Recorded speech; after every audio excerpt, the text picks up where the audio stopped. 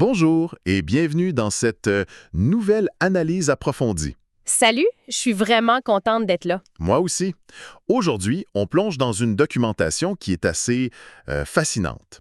C'est une réflexion qui bouscule pas mal d'idées reçues et c'est commandité et développé au nom d'Instruct4. Oui, l'équipe d'Instruct4 a vraiment compilé quelque chose de très riche. Absolument. Ils ont fouillé, analysé des tonnes d'études de cas, des principes d'évaluation financière, puis même des analyses psychologiques. C'est du lourd. Fait que, on a un dilemme monumental devant nous aujourd'hui. La question centrale de cette exploration, c'est de savoir si l'on est réellement en train de bâtir un actif durable et transférable. Ou si on est tout simplement en train de se créer la job la plus exigeante au monde. Exactement. Est-on possédé par sa business ou est-ce qu'on la possède? C'est la fine ligne qu'on va explorer. Et c'est une ligne qui est presque invisible au début. Tellement. Fait que notre mission aujourd'hui, c'est de déconstruire cette illusion-là. L'illusion du travailleur indépendant. On veut comprendre comment transformer une expertise technique en une vraie machine à liberté. Plutôt qu'une prison, oui. D'accord. Décortiquons tout cela. Commençons par le point de départ classique. Mettons quelqu'un est un vrai génie dans un domaine technique. Comme la pâtisserie ou le montage vidéo. Ouais, cette personne-là est brillante, mais elle déteste son patron, elle est tannée des horaires, fait qu'un matin, elle décide de se lancer à son compte. Le fameux rêve de l'indépendance. C'est ça. Sauf que les sources qu'on analyse mettent le doigt sur ce qu'elles appellent l'hypothèse fatale. Ouais, l'hypothèse fatale, c'est un concept redoutable. C'est de croire que parce que tu comprends le travail technique d'une business. Mettons faire des gâteaux. Exact. Croire que parce que tu sais faire des gâteaux, tu sais automatiquement comment gérer une entreprise qui vend des gâteaux. Et ça, c'est pas la même affaire. Pas en tout. Pas du tout. Coder un logiciel de façon magistrale, c'est une chose. Savoir comment le vendre, faire la comptabilité, engager du monde, C'est un autre métier. absolument. Et le résultat, c'est que ce technicien-là se crée un emploi où il devient son propre pire patron. C'est là que ça devient vraiment intéressant. Les documents d'Instruct4 donnent l'exemple d'un pâtissier. Au début, le gars, il adore faire des gâteaux. C'est sa passion viscérale. Il s'imagine juste dans les odeurs de pain chaud toute la journée. Ouais, mais très vite, la réalité frappe. Il se ramasse à gérer les commandes de farine en retard. À répondre aux courriels de clients fâchés. L'ironie, c'est qu'il finit par redouter le lundi matin. Il se lève à 4 heures pour faire tout, sauf cuisiner. Il a complètement perdu le fun de son métier. Puis le pire, là, mettons qu'il pogne une grosse grippe. Qu'est-ce qui arrive? Tout arrête. La business tombe à zéro. Il n'a pas bâti une entreprise, il s'est juste créé une job épuisante. Et sur le marché, ben, personne ne va acheter un emploi épuisant. Non, aucun investisseur ne veut ça. Ce qui nous amène à un changement de paradigme vraiment crucial. Le fameux concept de travailler dans la business versus sur la business. Exactement. Ce qui est fascinant ici, c'est qu'il faut envisager l'entreprise comme un produit sur une étagère, pas comme un endroit où on va suer tous les matins. Prendre du recul. Travailler dans l'entreprise, c'est l'opérationnel, c'est éteindre des feux. Travailler sur l'entreprise, c'est créer des systèmes. Mettons l'analogie de McDonald's qui revient souvent dans les études de cas. Oui, c'est l'exemple parfait. Comment un ado de 18 ans peut gérer une succursale qui fait des millions? Ça défie la logique quand on y pense. Ben, c'est parce que ça repose pas sur son talent de gestionnaire. Tout est documenté. Le temps de cuisson des frites, la phrase pour le service au volant. Tout est millimétré. Le système dirige la business, puis les employés dirigent le système. Mais là, je me fais l'avocat du diable une seconde. Quand on est tout seul dans son sous-sol à faire du design graphique, on n'a pas les moyens de faire un manuel de 500 pages. C'est vrai, mais l'idée, c'est pas de faire de la grosse bureaucratie, c'est juste de documenter ce qui fonctionne pour pas réinventer la roue chaque lundi matin. L'exécution prime sur l'idée de génie dans le fond. Tellement. Les données le montrent bien, Amazon n'a pas inventé le commerce en ligne, Apple n'a pas inventé le MP3. L'action et les procédures simples vont toujours battre la perfection qui paralyse. Surtout pour les esprits trop analytiques. Les systèmes, ça réduit la variance, ça garantit le résultat. Ouais. Mais même avec des systèmes, il y a un mur qu'on finit par frapper, la fameuse limite de l'échange temps contre argent. Le plafond de verre. Exact. Mettons un consultant super coté qui facture 400 $ l'heure. C'est super beau sur papier. C'est un très beau taux horaire. Sauf qu'il y a juste 24 heures dans une journée. Il ne peut pas facturer 30 heures. S'il travaille seul, ses revenus sont plafonnés. Si l'on relie cela à la vue d'ensemble, c'est là qu'on introduit la notion de levier absolu. Le levier, c'est la clé de la richesse, selon les sources. Absolument. Utiliser la technologie, comme les logiciels SaaS, ou déléguer via l'intelligence artificielle et des pigistes. pour détacher son revenu du temps qu'on y met. Fait que tu crées des revenus récurrents, ton temps n'est plus la seule ressource.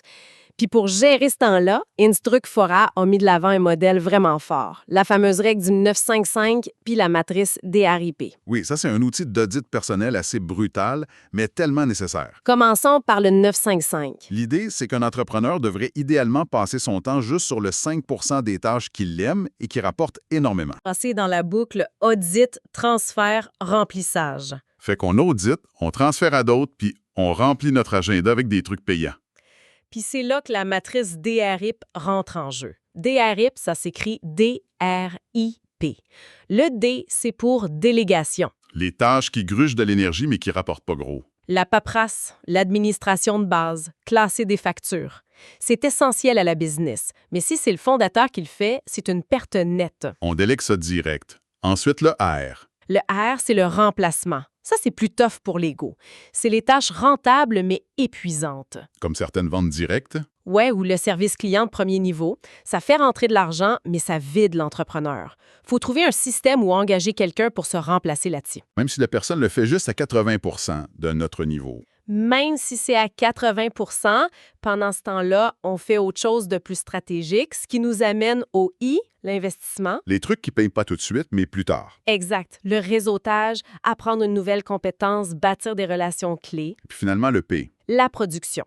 Le sommet, ce qui génère beaucoup de valeur et qui donne de l'énergie. Développer un nouveau produit, signer un contrat majeur, c'est là qu'on veut être. Bien, pour rester là-dedans, ça demande de vraiment comprendre la valeur de son propre temps. Il y a une anecdote malade dans les documents là-dessus, l'histoire de la préparation des repas. Ah oui, le fameux meal prep du dimanche. C'est des mathématiques pures. Explique ça un peu. Mettons qu'une personne a un taux horaire cible de 100 l'heure, ou Mhm. 400, pour reprendre ton exemple. Ouais. Si cette personne-là passe 2 heures le dimanche à cuisiner en masse juste pour économiser 50$ sur des repas livrés, c'est une perte financière nette. Parce qu'elle vient de dépenser 800 $ de son propre temps pour sauver des miettes. Exactement. Faut évaluer chaque action. Est-ce que ce que je fais en ce moment vaut plus que mon taux horaire? Ouais. Si c'est non et que c'est pas un loisir assumé, faut déléguer. C'est fou la discipline mentale que ça prend. Et cette même froideur clinique-là, on doit l'appliquer quand on évalue la business au complet. Oui, l'évaluation financière, ce qui donne de la valeur à l'actif, c'est super bien détaillé par les recherches d'Instruct4. Quand une banque ou un acheteur regarde l'entreprise, ils s'en foutent un peu de la passion du fondateur. Ils regardent les BA ou le BAIA. Le bénéfice avant intérêt, impôts et amortissement. En gros, le vrai cash opérationnel que la machine génère. Mais les sources font une nuance super importante. C'est pas juste le chiffre qui compte. Non, la valorisation réelle sur le marché, c'est la capacité de l'entreprise à générer ce cash-là sans son fondateur. C'est ça l'affaire. Si le gars s'en va un mois et que le BAIA plante, la business vaut rien. L'acheteur veut un actif autonome, pas acheter une job où il doit prier pour que l'ancien propriétaire reste en poste. Il y a aussi une autre règle d'or pour la pérennité, la règle des 15 Ça, c'est vital pour la diversification. Aucun client ne devrait jamais représenter plus de 15 du chiffre d'affaires. Si un client pèse 40 de tes revenus, T'es plus un entrepreneur. T'es un sous-traitant glorifié, complètement à la merci de ce client-là. S'il coupe son budget, tu fais faillite. ça prend beaucoup de lucidité pour admettre ça. Et ça touche direct à l'identité psychologique de l'entrepreneur. C'est un fardeau, la lucidité. Contrairement à un employé qui peut chialer contre son boss s'il perd sa job, l'entrepreneur est tout seul.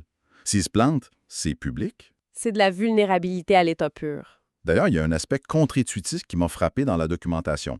L'idée que l'intelligence pure, un QI très élevé, ça peut être un gros frein en affaires. La paralysie par l'analyse. Les gens trop brillants anticipent toutes les façons dont un projet pourrait échouer. Ils veulent le plan parfait. Pendant ce temps-là, le marché, lui, il s'en fout de la perfection sur papier. Le marché récompense le bootstrapping, l'itération rapide. Mieux vaut un produit correct lancé aujourd'hui qu'un produit parfait qui sort jamais. Cela soulève une question importante. Pourquoi on s'inflige sous ça? C'est vrai. Avec le stress, la pression, le besoin de tout systématiser. Surtout que les réseaux sociaux nous vendent l'image du goût sur un yacht, mais la réalité des données est tout autre. L'objectif réel, selon les témoignages et les analyses de fonds, c'est pas le statut social, c'est pas d'avoir l'air riche, C'est quoi d'abord? c'est la paix de l'esprit et la liberté absolue de son temps. Le moment où la business devient un bouclier au lieu d'un boulet. Exact. L'entreprise doit finir par servir la vie de la personne et non l'inverse. Alors, qu'est-ce que tout cela signifie au juste? Si on résume cette exploration, le constat est clair. Pour arrêter d'être prisonnier de sa propre patente, faut changer de lunettes. Faut passer de technicien à architecte. Faut standardiser, déléguer avec la matrice des RIP, connaître son taux horaire puis séparer son identité personnelle de la production. Bâtir une machine autonome, en fait. C'est la seule façon de transformer une job exigeante en un actif durable et transférable. On tient à remercier Instrucfort, au nom de qui cette analyse a été développée, pour ces perspectives-là. C'est du contenu qui force vraiment à agir. Et pour terminer, j'aimerais laisser une pensée un peu provocatrice à nos auditeurs. Oh, j'aime ça, vas-y. Si le test ultime d'une business, c'est de prospérer dans l'absence totale de son créateur, qu'est-ce qui arrive à l'identité de l'entrepreneur quand la machine n'a plus besoin de lui? Wow. Est-ce que le véritable succès en affaires, c'est finalement de réussir à se rendre soi-même totalement obsolète? C'est le paradoxe de la liberté. Créer quelque chose de si grand qu'on en devient inutile. C'est une méchante bonne réflexion pour la route. De quoi y penser longtemps? Absolument. Merci beaucoup pour cet échange. Merci à toi, c'était super.